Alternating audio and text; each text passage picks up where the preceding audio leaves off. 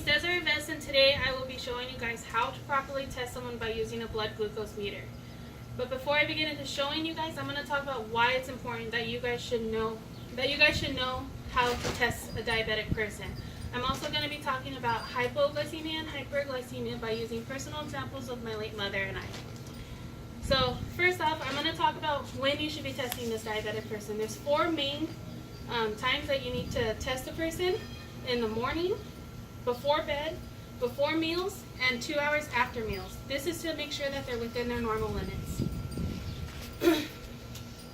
According to Sue King in her entry in the British Journal of Nursing, for people diagnosed with diabetes requiring insulin or oral hypoglycemic agents, self-blood glucose monitoring enables them to monitor their condition closely, which can be devastating both physically and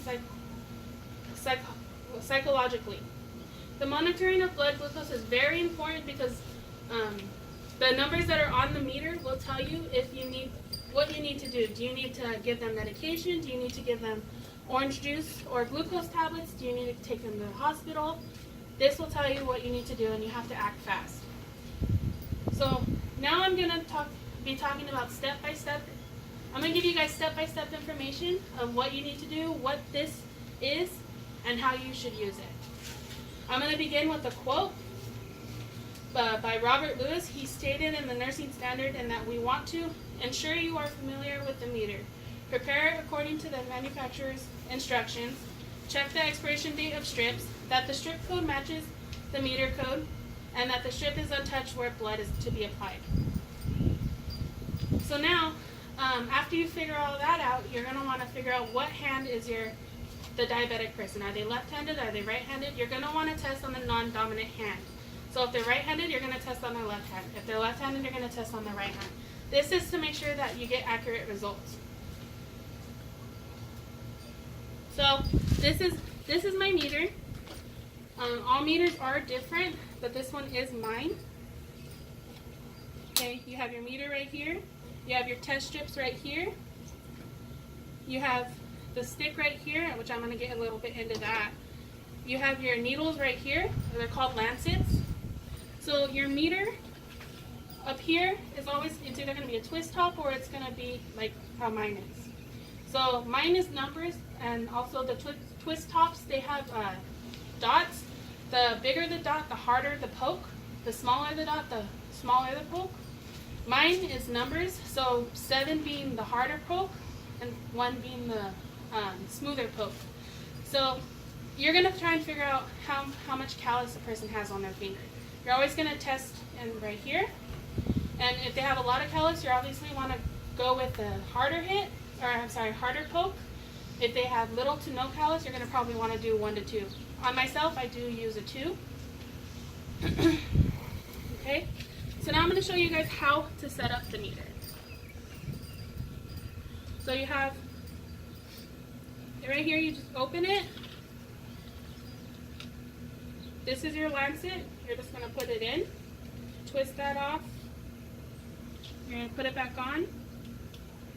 You're going to have your test strips right here. I don't know if you all can see me.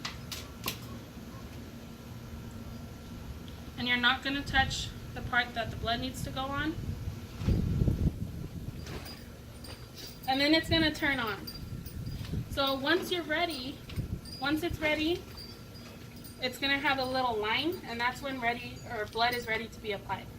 So again, you're going to want to be acting fast, because if their sugar is spiking or if their sugar is crashing, you're going to want to, act fast and try and get their numbers up. I have my alcohol pads right here. This is what you're going to use before. You're going to wipe off the finger before you poke it, and then I have my orange juice here and the glucose tablets here. I'll get into that a little bit later, and water.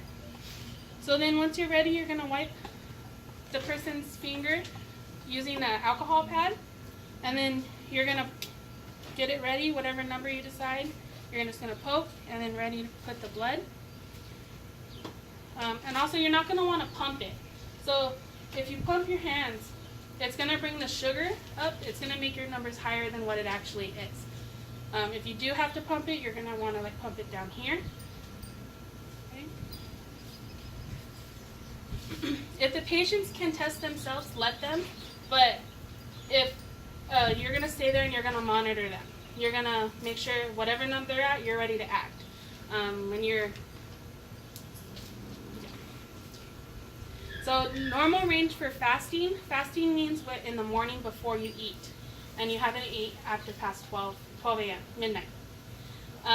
Your numbers are going to want to be in between 80 and 130. Anything above that, you're considered too high. Anything below that, you're considered too low. 2 hours after eating, you're going to want to be in between anything below 180, but 160 to 180 is perfect. If their glucose is too high, you will see it in the person. They'll start shaking, they'll start sweating, too low. They'll start shaking, they'll start sweating, they'll start slurring their speech, they'll just start acting different. If their sugar is too high, you're going to start seeing them, maybe they have a really bad headache, you're going to see them slurring their speech, not making sense, they become lethargic. So, if the patient's sugar, the diabetic person's sugar is too high, you're going to want to get them insulin or metformin, whatever they're dependent on that you should be aware of. You're always going to want to keep the insulin in a drawer, in the fridge, and then you're going to want to keep it in front. So like wherever you can open something and reach for it. You don't have to go searching for it. At my house, we did keep orange juice in the front, insulin in the drawer, metformin in the drawer where we can just open and grab. If you're too low, again, you're going to want to use orange juice or glucose tablets. These are two fast-acting sugars. You guys might have thought candy or soda. Those are second fast-acting sugars. You obviously want to go for one of these two. But again, these only last for 15 minutes.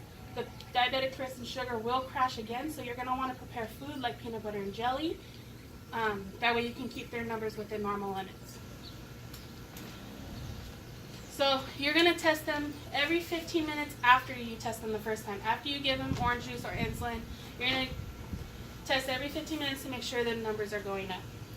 Both instances can be caused by issues in the medical care and poor management by the diabetic person.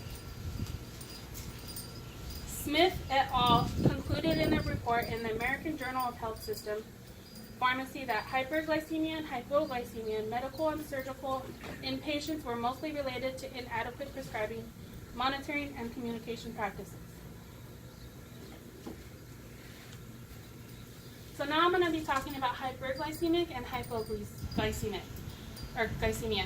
My mother was hyperglycemic. Her numbers did spike up into the high numbers, outrageous numbers, and I was her caregiver, so I did have to test her because she did become lethargic when her numbers went up, and she had the worst of headaches. Her highest that she's ever been was about 504, and that time I did have to take her to the hospital because anything above 500, you can result into brain damage, you can result into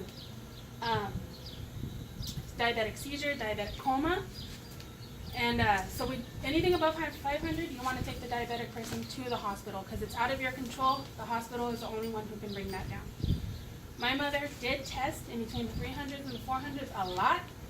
This was due to issues in the medical care and also poor management.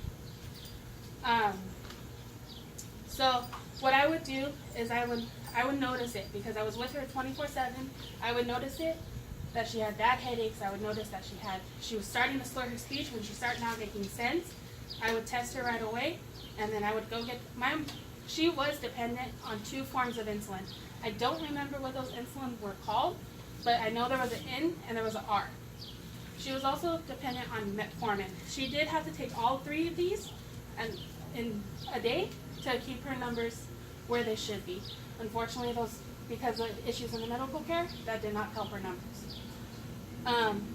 So I did test her, and when her numbers were high, I would always have to get the insulin. She had in her book, she had a little book that she kept in her purse, like 100 to 150, this is how much insulin she needs. 200 to this is how much insulin she needs.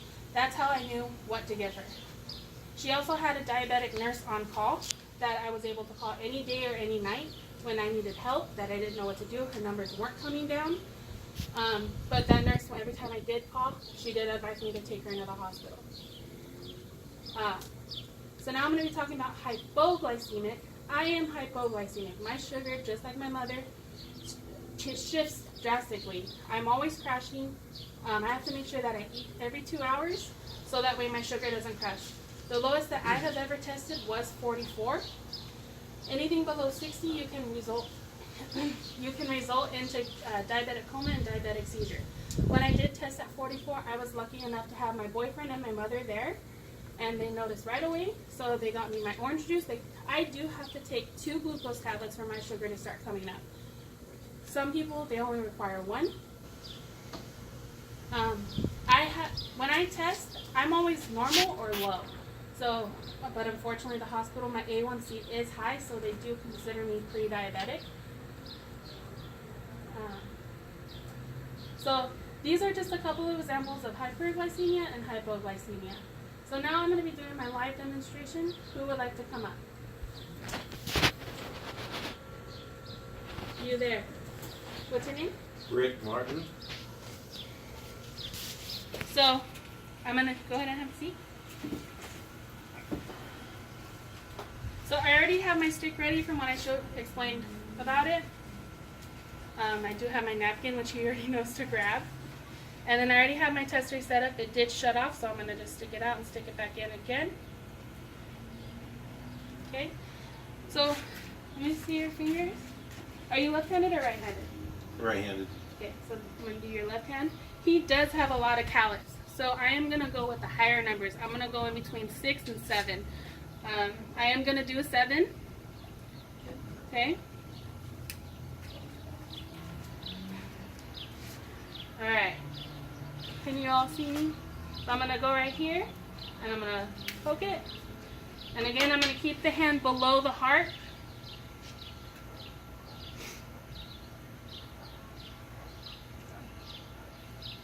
And I do have to pump it a little bit because he is not bleeding correctly.